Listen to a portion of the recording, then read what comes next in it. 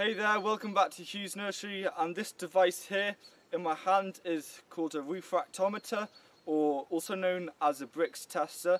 Now if you are a viewer of Growing Your Greens, you might have seen this. He made a video about 10 months ago from September, 10 months ago, and the video was where he had one of these and he was going around his garden testing the nutrient density and the quality, the sugar quality of his vegetables and fruits in his garden. And that's what inspired me to ask for one for Christmas, and now I have one and I can't wait to try it out in the garden. Now the garden, we've been harvesting a lot of things. It's that time of year. Zucchinis, lots of parsley, we've got beetroot, Swiss chard, turnips, all sorts of things really. Tomatoes, we're still waiting for them to ripen, and they're green now. I'm just looking at them actually. But what I just want to do is to just test out 3 different things. Now I'm not expecting anything big. What there is, there's a scale from 4 to 10, and it sort of varies with different vegetables, but generally speaking, like parsley, 4 is poor, 6 is average, 8 is good, and 10 is excellent. And I've got it actually on my phone, where there's a chart of all the different vegetables and fruits, and then I can compare of what this shows. When I look through it, it's got a chart of 0 to 30, the Brix chart, and then what you do, you put the juice of the fruit or vegetables on there. You only need 1 or 2 drops, and I'll be showing you all this later on. And then you close the lid, press it down, and then you look up into the sky, or at a light source. It's easier to see than looking somewhere in a darker place. It's more clear, and there'll be either a line or a faded line on the chart, and I got a picture on the chart on the screen right now. Also, a faded line is actually a bit better. Now I remember hearing this, I'm not sure why. If I'm wrong, I might be lying or something. When I saw one of the videos, if it's a faded line, apparently it's actually more, it's even higher quality, and I will be doing a bit of research on that and listing it a bit down in this description and explaining in some other video. So if it has a fading line, that's also something you need to look out for. So that's enough of me talking, and it's time to test out some of the vegetables in the garden. And I really don't care what they get, because we haven't really focused that much on the soil quality, and I've got a massive plan of trials, testing biochar, rock dust, compost tea, and just normal soil. Block them all together on a bed, grow different things, and then I can compare the 5 or 4 different growing mediums against each other to see which gives you the best nutrient density vegetable. So really excited to find that out, and yeah, let's give it a go then. Now the first thing I'm going to try is everyone's absolute favourite vegetable. It's the turnip. Now unfortunately, being a 15-year-old teenager, you might find it quite hard to trust in what I'm saying, and I perfectly understand that.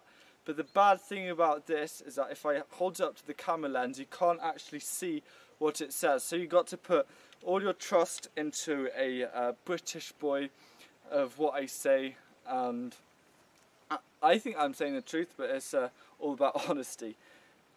So I've got a turnip. Dad's making some turnip meal tonight, and yeah, like I said, everyone just loves the flavour of turnip. Apart from me. Oh well. But I put 3 spots on there, drops even, and I use a garlic press because it's really easy. If I want to try and just squeeze the juice out of the turnip, I might just be standing there all the time squeezing it. Garlic press makes life so much easier. So I got it on the little blue screen here, and then I place the flap down, and then I'm going to look at the sun. And there's a line on the 6 on the Brix scale. So It's a line, it's not a faded line, but it's quite a good line. Now what I have on my phone, when I'll bring it up to you, I have a scale of what it is. Okay, so if I come up to you now, you can see there, it says turnips right at the bottom. 4 is poor, average, good and excellent. So 4 is poor, 6 is average, 8 is good. Somehow I connected to my Wi-Fi network here. And 10 is excellent. So we got 6, so 6 is average. That's alright, it's no surprise there, but pretty happy with that. And now let's see what else we're going to do. So what shall we do? I've got quite a few things. Do they have broad beans? No, they don't.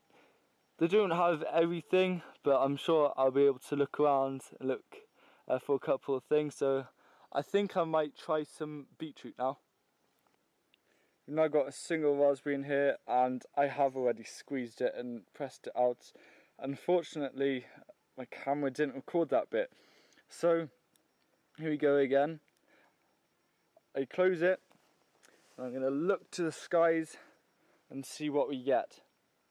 And I sort of think it's a bit of a waste of a raspberry because they're really, really nice, but oh well, at least you can see what quality they are.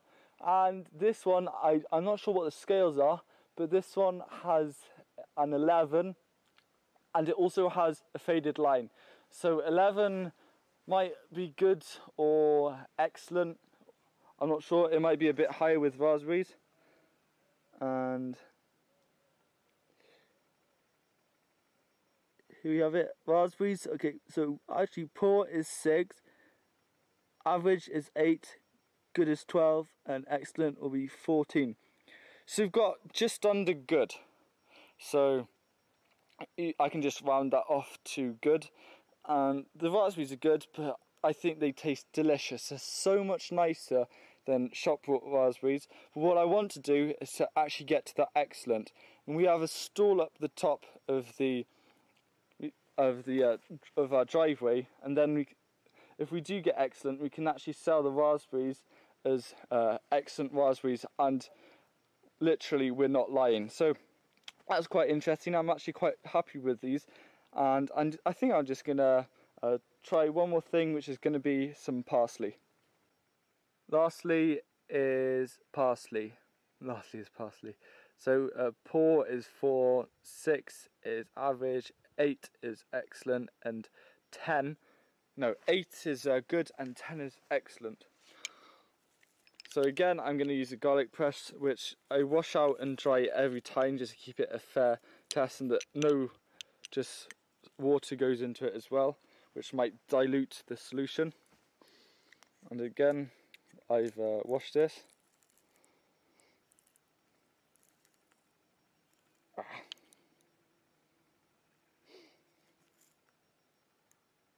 Okay, so you've got some nice green juice from the parsley. I'm going to close it. And you've got to trust me again with this. Sorry guys. I'm going to look up. We've just got an 8. And it's sort of a semi-faded line. So we've got a good, and I'm pleased with that.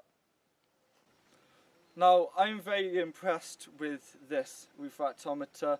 I've already learned how good some of the fruit and vegetables are doing in the garden, and what this is definitely going to just make me do is to try and every year just beat the last year's score and try and grow the most nutritious vegetables ever. Also, another thing is to compare it with shop bought fruit and vegetables. And the bad thing about shop produce, and even from organic stores, is that the farmers don't really grow for the quality and the nutrient quantity. It's more the volume and how big everything is. And bigger isn't always better. And I think it's practice. Yeah, he made a video, and you can go down in the description and watch this video. Yeah, bigger isn't always better. If the farmers what they should do is also try and increase nutrients as well, not just try and make the biggest watermelon or the biggest tomatoes, because the tomatoes in shops, in almost every shop I buy, are just garbage. Tomatoes that we grow at home are sweet. You can actually call it a fruit. So yeah, it's all very interesting, and I'm definitely going to recommend any one of you who have a garden to buy one of these. You can just get them on Amazon. Just search refractometer Brix tester, and I had great fun with this, and you'll see me and this again in some other videos. So thanks a lot for watching. If you have any questions, please ask away. I'd love to know. And yeah, so see you again soon.